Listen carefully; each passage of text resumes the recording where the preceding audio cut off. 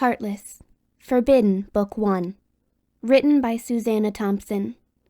Narrated by Paulina Schubert. Chapter 38.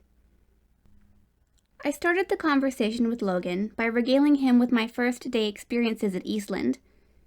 He laughed when I told him about being manipulated into going out after school with a freshman guy. The burger really had been as good as Brent promised, though, and I had used the opportunity to question him about Blaine. "So, you like my brother too?" he had asked in disappointment. "He might go out with you, but it's not going to last. I told you he's in love with your friend, Morgan."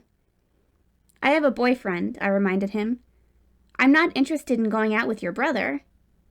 "You seem interested," he had grumbled. "Only for Morgan," I had told him. "She told me that he's a player." "She told him to go out with other girls," he had exclaimed. "He was just trying to make her jealous anyway. But he didn't even have sex with any of them."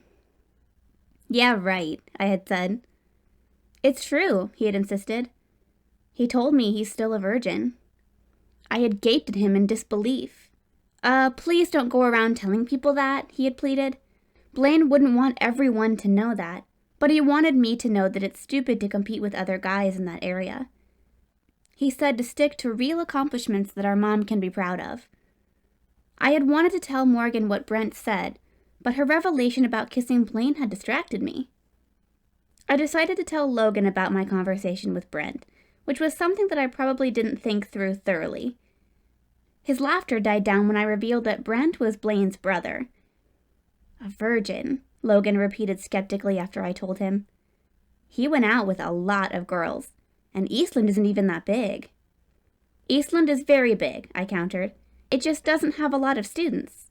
Anyway, going out with a girl doesn't mean you have to sleep with her. Did you sleep with Julia?" I had thrown that in there to catch him off guard, but it didn't work. "That would fall under the heading of none of your business," he said. "Come on," I cajoled. "We're friends, and friends tell each other stuff like that. I told you that I haven't slept with Cade yet." "But you haven't told me about losing your virginity," he retorted. "You lost your virginity to Julia?" I questioned in surprise. "I didn't say that," he replied testily. "But you implied it," I said. "No," he argued. "You inferred it." "Same difference," I stated, my mind still processing this revelation. "No, it's not," he corrected me. "To imply is to strongly suggest something, which I didn't do. To infer is to deduce." "You're the one who mentioned virginity," I interjected.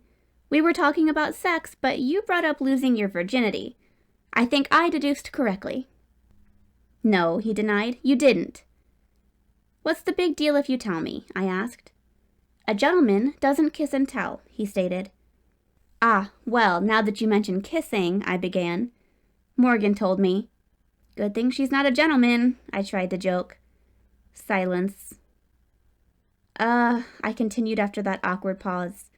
"That's actually why I called to talk to you. She's wondering, if you're going to, I'm leaving after Christmas," he cut in. "But you promised you'd stay," I exclaimed. "You said if she didn't go out with Blaine, you'd—" "I changed my mind," he interrupted me again. "If his reputation is false, he might be the right guy for her." "But it might not be false," I protested. "His brother might be lying about him being a virgin. He knows I'm friends with Morgan, so he might just be saying that to get her to go out with him." "You were right," he said. "I have to let her get over me and move on." "But you kissed her back," I argued. "I know that you like her." A knock on my bedroom door interrupted me this time. "Damn it," I swore. "Hold on, someone's—" "I have to go," Logan said. "Good night, Lexi." "No," I protested, but he hung up. I was frustrated and annoyed when I yanked open the door.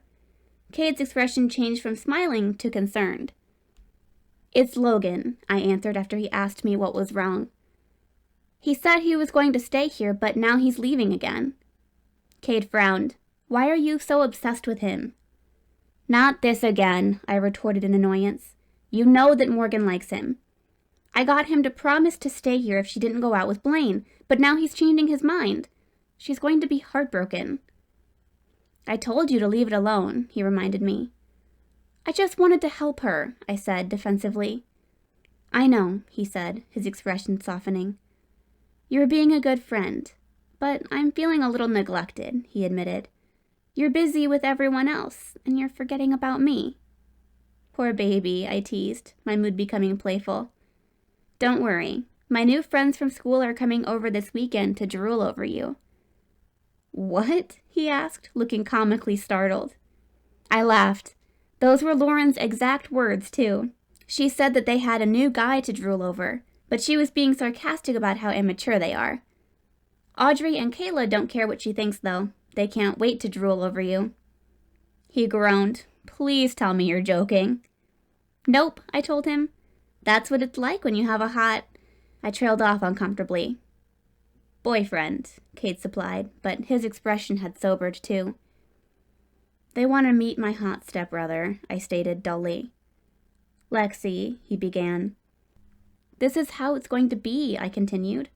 Girls will want me to set them up with you. Audrey already asked me to, but I told her you have a girlfriend. I do, he stated firmly. You're the only girl I want, Lexi. You're the only guy I want, I said in response. But that's not the problem. We can't tell people that we're together. We will, he promised. One day we'll be able to tell everyone. When? I demanded. I don't see when we're going to be able to... When we're in college, he interjected. We can go to the same college and we'll be free to do what we want there. College, I repeated in dismay, although I knew that he was right. As long as we were living with our parents, we'd have to keep our relationship a secret from them. You're not going to give up on me, are you? He questioned anxiously. Of course not, I assured him. We'll make it to college. He smiled at me in the warm way I loved, and I smiled back at him. That's my favorite smile of yours, I told him. I have different smiles? He asked in amusement. Yes, I said. Your grin, which is beautiful too. Your smirk, which made me want to smack you when we met. Your sexy smile, I added a bit shyly. But your warm smile is my favorite, because it makes me feel like you like me. I do like you, he confirmed as he stepped closer. He gazed at me as he slowly leaned in for a tender kiss. Tell your friends I'm busy this weekend, he said as he pulled back. I'm going out with my girlfriend, and I expect her to drool over me, he joked. Keep dreaming, I teased. His smile turned seductive, but my ringtone intruded on our intimate atmosphere. It's Morgan, I informed him as I looked at the screen. Ignore it, he urged. I was tempted to do just that and avoid having to tell her what Logan said, but I knew that she was waiting anxiously to hear from me. Hey, Morgan, I greeted her as I answered my phone. Good night, Cade said in exasperation and left my room. Did you talk to Logan? Morgan asked. Yeah, I replied, but we got interrupted by Cade, and Logan wouldn't wait for me to get rid of him. He hung up. But what did he say before that? She questioned desperately. He said that he doesn't kiss and tell. That's all he said? She inquired in dismay. That was when I should have told her the truth, but I didn't want to make her any more upset than she already was. I also still thought that I could persuade Logan to admit his feelings for her and stay here. We didn't get to talk much before Cade interrupted us, but I'm going to go to his house after school tomorrow and make him talk. He won't be able to hang up on me that way. Okay, she responded uncertainly. I've got to get some homework done, I told her. I was working on Spanish with my tutor earlier, but I've got other homework to do. Right, sorry, she said. I shouldn't be taking up your time with my problems. No, I want to help, I insisted, and I truly did want to. Thank you, Lexi, she told me. I appreciate it so much. Lauren just keeps telling me that I should go out with Blaine and forget Logan. She doesn't understand how I feel about him. Have you ever considered giving Blaine a chance? I asked. His brother swears that he's in love with you. I've always been in love with Logan, she replied. Okay, I said, because there appeared to be no point in arguing with her. She couldn't see any other possibility except Logan, and I was starting to regret meddling in her love life. It didn't seem to me like I had made anything better.